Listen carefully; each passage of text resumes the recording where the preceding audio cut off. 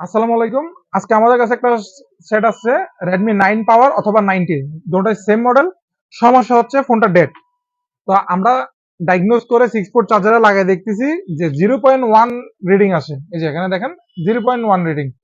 তো এমন তো অবস্থায় 0.1 রিডিং যদি আসে, আমরা সেটাকে ফেক চার্জিংও ধরতে পারি অথবা শর্টিংও ধরতে পারি অথবা আপনার অটো ইডিএল পোর্ট ধরতে পারি। অটো ইডিএল পোর্ট হচ্ছে কি, যে মোডে আমরা ফ্লাশ করি, ফ্লাশের মোডটার কথা বলতেছি। তো অনেক ক্ষেত্রে পিসিতে লাগাইলে পোর্টটা শো করে যে এখানে একটা লিস্ট আসে যে অটোমেটিক পোর্ট কানেকশন, মানে যখন কানেকশন করা হয় অটোমেটিক পোর্টটা শো করে।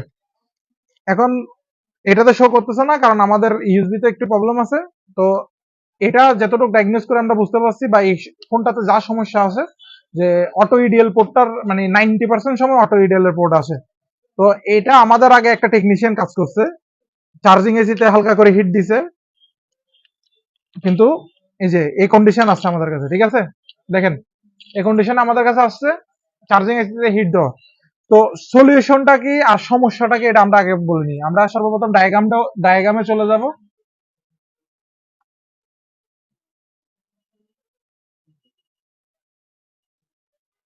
মডেল কি ছিল? 90 বা 9 পাওয়ার। আচ্ছা, আমি 9 পাওয়ারে করলাম। তো ডায়াগ্রামে আমি আপনাদেরকে দেখাই দিতেছি কোথা থেকে সমস্যাটা হয় আর কেন হয়।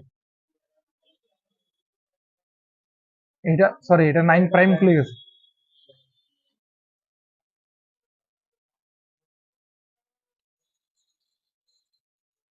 আচ্ছা, তো কালকে আমরা ক্লাসের মধ্যে জানছিলাম যে ফোর জি আইসির একটা ইয়া থাকে, কন্ট্রোলার থাকে, এপিটিআইসি। ঠিক আছে, এপিটিআইসি। তো এখানে ফোর জি আইসিটা অপোজিট সাইডে কোথায়, এই যে এখানে দিছে। আশেপাশে কিন্তু কোথাও এপিটিআইসি কি দেখা যাচ্ছে না, কিন্তু এই পার্টে দেখেন, এই পার্টে দেখেন এই যে কর্নারে দিছে। ঠিক আছে, এপিটিআইসি। তো এখানে হয় কি, একটু আমরা মাইক্রোস্কোপে দেখি, দেখা যাচ্ছে এই তিনটার চারোদিকে কোথাও কোনো ছিদ্র আছে, দেখা যাচ্ছে কোনো ছিদ্র আছে, একদম কি সিল করা। ভিতরে কি আছে ডায়াগ্রামে দেখি যদি আমরা, ভিতরে কি আছে, একটা আইসি আছে, একটা কয়েল আছে, দুটা ক্যাপ আছে। ঠিক আছে, তো প্রায় সময় এরকম সিল করা যেগুলো থাকে, যেমন দেখেন চার্জিং এটা সিল কাটানো আছে, সিপিইউটাও সিল কাটানো আছে, পাওয়ার আইসির এখানে ছিদ্র আছে, সিল আছে, এই যে এখানে ছিদ্র আছে। ঠিক আছে, এই ছিদ্র আছে, এখানে সিল আছে, মানে ওপেন আছে এক কথায় বলতে গেলে। কিন্তু এখানে কোথাও কি কোনো সিল নেই, মানে একদম ফুললি এয়ার টাইট।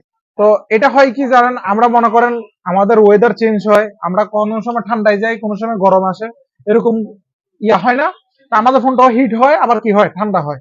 এই যে এই আইসিটা দেখা যাচ্ছে, যেটা আমরা 4G কন্ট্রোলার আইসি বলি, এই এপিটি আইসিটা এ ঠান্ডা গরম করতে করতে ভিতরে এটা শর্টিং হয়ে যায়, আর্দ্রতা জমে কি হয়ে যায়, শর্ট হয়ে যায়। কারণ কারণ কি, এখানে হাওয়া বের হইতেও পারে না, ডুবতেও পারে না। ঠিক আছে, একটা সময় যায় এটা ব্লক হয়ে যায়, কিন্তু এই শর্টিংটা কোথাও দেখাবে না। ও কি করবে, ওই একটা লাইন ব্লক করে দিবে, একটা ভোল্টেজের লাইন ব্লক করে দিবে, সেটার কারণে কি হয়ে যাবে, অটো ইডিএল চলে আসবে, সেট ফুল কি হয়ে যাবে, ডেড হয়ে যাবে। তো অন্য টেকনিশিয়ানরা করবে কি, আগে চার্জিং দেখবে, না হলে একটু সিপিইউ তে হিট করবে, প্রায় ক্ষেত্রে চালু হয়ে যায়। এখন চালু হয় কেন, চালু হয় কেন, আবার ওটা 2 দিন পর ডেড হয়ে যায় কেন? এখন হিট দিলে কি হয়, বোর্ডটা গরম হয়, হয় না? এটা যেটা গরম হওয়ার পর এটার ভিতরে যে আর্দ্রতাটা থাকে ওটা কি হয়ে যায়, শুকিয়ে যায়, একদম ঠিক হয়ে যায়। তখন ফোনটা কি হয়ে যায়, চালু হয়ে যায়। আবার সেকেন্ড টাইমে কি হয়, যখন 2-4 দিন আবার চালায় কাস্টমার, কি হয়, আবার জমে। কিন্তু ও তো জানে কি, সিপিইউ তে হিট করতেছি, সিপিইউ এর সমস্যা, ওই জন্য কি হয়ে যাচ্ছে, ঠিক হয়ে যাচ্ছে। কিন্তু আদৌ প্রবলেম যে এই এপিটি আইসিটার মধ্যে যে সমস্যা, সেটা কিন্তু কি জানে না। কিন্তু এগুলো ভিডিও ইউটিউবে অ্যাভেলেবেল আছে। আর এটার কমন সমস্যা, আপনি যদি মনে করেন 100-এর মধ্যে 90টা ফোন এরকম প্রবলেম পাবেন যে এটার কারণে ইস্যু হচ্ছে। ঠিক আছে, এখন আমরা 6 পোর্টে লাগাই দেখছি কি, জিরো। ঠিক আছে, চার্জিং 0.1 নিচ্ছে বা জিরো নিচ্ছে, যেটা আমরা চার্জিং না নেওয়ার সমান দেখতে পাচ্ছি। ঠিক আছে, সেটটা কি ডেড, সেটটা ডেড। দেখেন আমি অন চেক করবো যে ফোনটা কি হয়েছে, চালু হয়েছে কিনা। ঠিক আছে,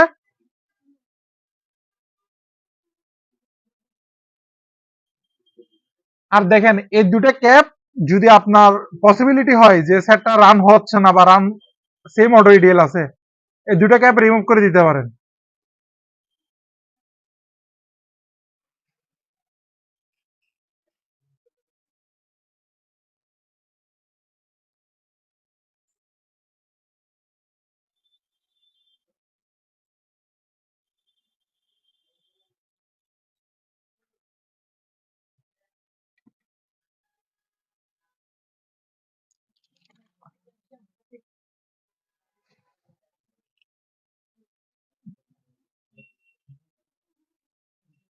সিক্স পোর্ট চার্জারে কত 0.6 নিচ্ছে আবার কত,